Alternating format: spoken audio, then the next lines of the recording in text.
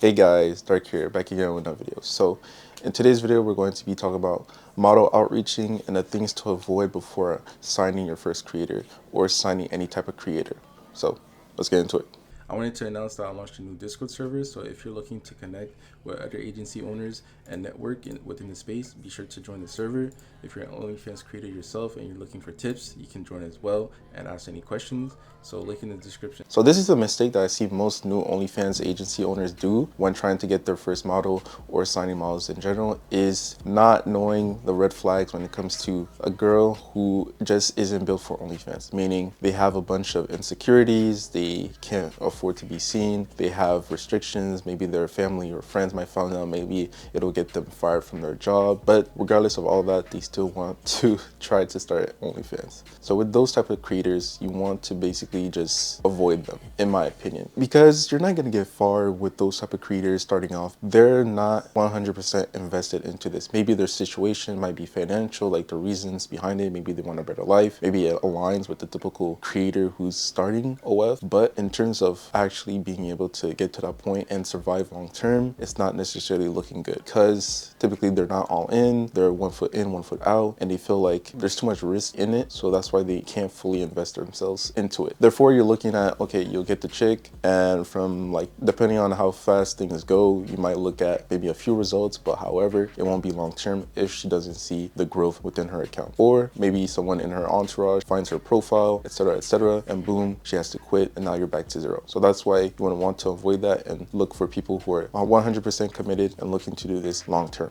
So the second point would be creators with high expectations or unrealistic expectations. Obviously, it depends on your approach and how you go about things, but typically if you're promising someone you're gonna make them 100K in a week, then that's kind of your fault just to begin with, because you're setting the bar way too high right off the gate. But if you're laying down the groundwork, you're laying down the plan, the marketing plan that you have in place, and you let them know this is not an overnight process, because it's not. And when it comes to OnlyFans, this is typically something that takes time no matter what method you're using. So if you sign a creator or you're about to sign a creator and they're expecting 10K, 100K, and if they're expecting 5 figures within the first week or whatever, and they have like 10 fans on the account or haven't even started OnlyFans and they're expecting 10K in a week, that's already a red flag in terms of you might not keep this creator very long, because they're expecting the moon and we have to stay on earth, and they have to understand that this is not an overnight thing. And 9 times out of 10, they don't understand that. So that's why they just end up quitting, they get mad at you, and because of that, and now you're back to zero once again. So that's why it's very important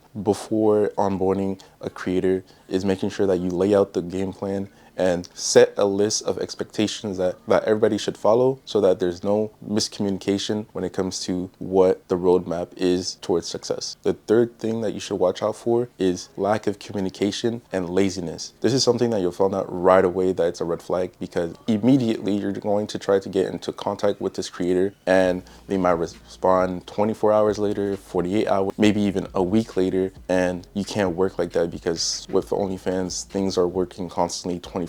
So if you're not unable to get in contact with your creator, especially at the beginning stages, and they're not 100% there trying to get their account off the ground, then that's already a red flag that this is not going to work out, and you should look into finding somebody else. Because especially at the beginning stages, there's a lot of things that you have to set up with the creator, onboarding them, teaching them how the marketing plan is going to work, getting their account set up, all that. So there's a lot of back and forth that happens between the agency and the creator. So if there's a lack of that back and forth already at the beginning stages, down the line it's going to be even worse when things get super busy, a lot of traffic, customs coming in, all that, new content, etc. So if you can't have that consistent communication going on, things are not going to work. And also in terms of laziness, I think that plays a big part in it as well, because some creators, they honestly expect that they're going to join an agency and they're going to do literally A to Z, meaning borderline they're making the content too. So it's like, whoa, what's going on? And this plays into the last point that I mentioned regarding the expectations, because how committed a creator is based on how invested they are in making new content,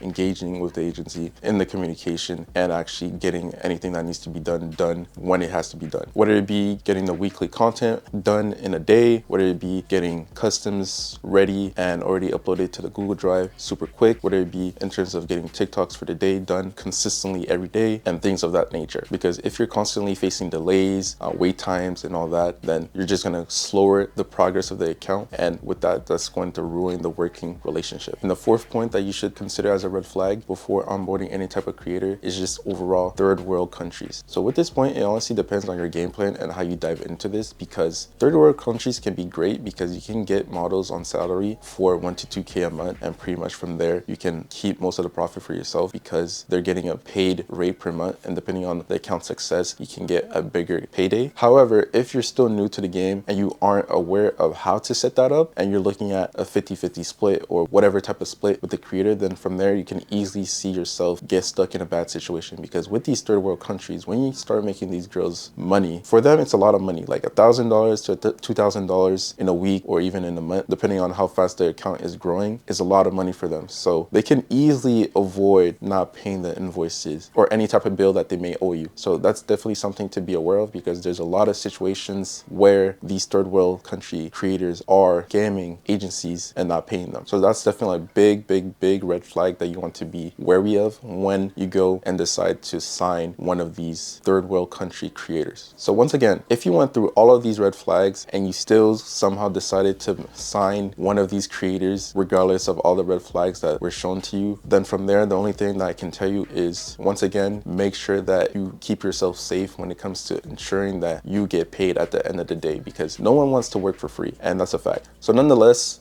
I hope that with all of these red flags, you start signing better creators who can actually help grow your agency and not bring it down. So be sure to like the video, subscribe, and link in the description to join the Discord server. Take care.